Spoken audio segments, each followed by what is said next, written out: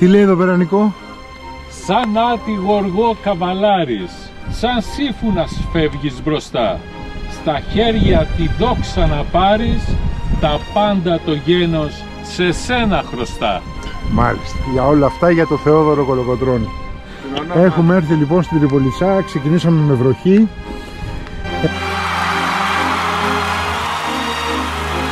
Πιστεύουμε ότι θα κόψει τώρα η βροχή και θα αρχίσει η ποδηλατοβόλτα.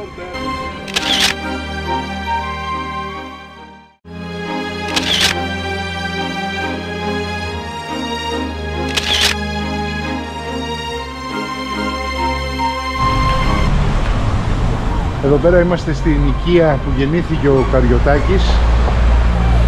Ήταν η μητέρα του από την Τρίπολη. Εδώ γεννήθηκε, αλλά πέθανε πρέβεζα.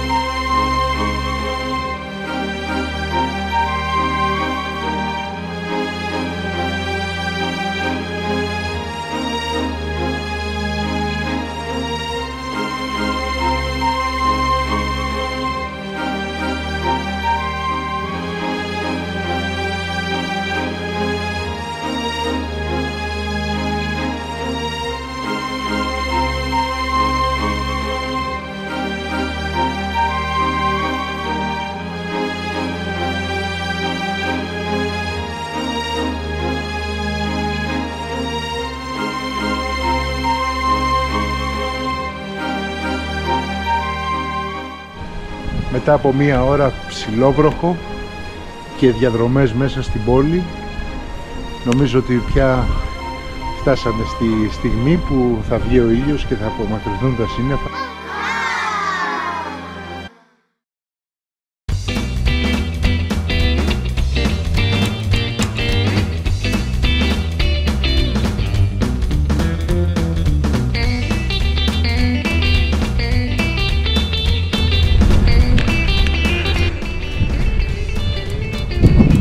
Έχουμε φτάσει στο χωριό Κάψια και ψάχνουμε το εινοποιείο.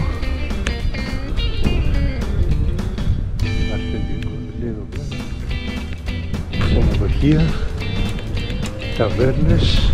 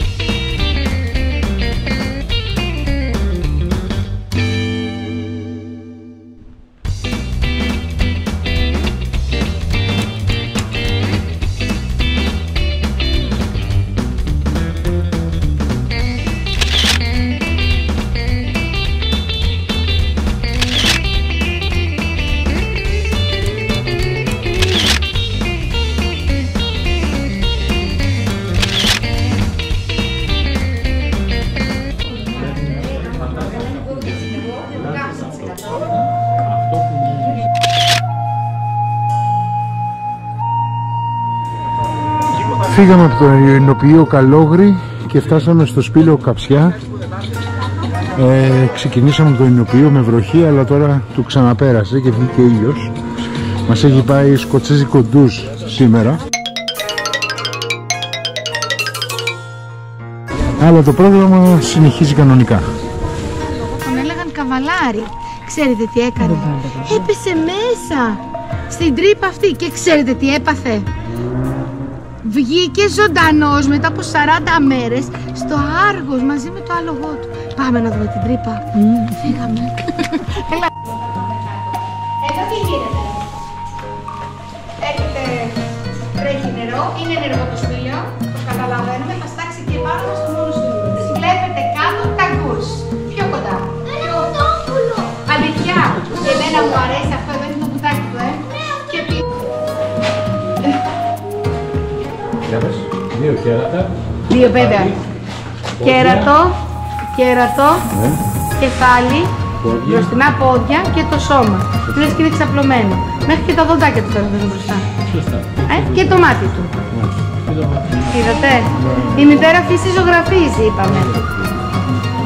Επίσης έχουμε και ένα δάχτυλο εδώ, να το, που λέει, είναι ο δείκτης του αριστερού χεριού, μην μπερδεύεστε, που λέει πάμε πάνω.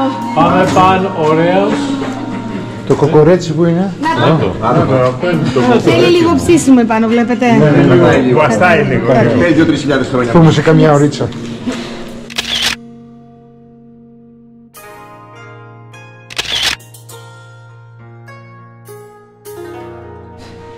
Έχει νερό, στάζει, θα μπορούσε να έχει ενεργοποιηθεί, αλλά ο συνάδελφός μου, ο κύριος Σάβας, λέει ότι αν μία κυρία πει όχι, είναι πάντα όχι, δεν θα κουμπηθούν ποτέ.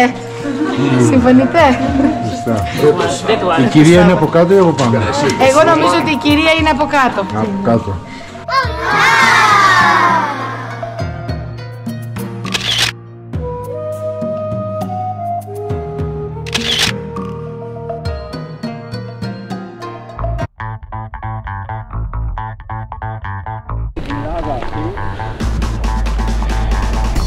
Αφήνουμε πίσω μας το σπήλαιο του Καψιά και πηγαίνουμε προς Αγία Φωτεινή. Γέμισε η μέρα μας, τη μισή διαδρομή θα κάνουμε από ό,τι είχαμε σχεδιάσει, γιατί θα μας πάρει νύχτα.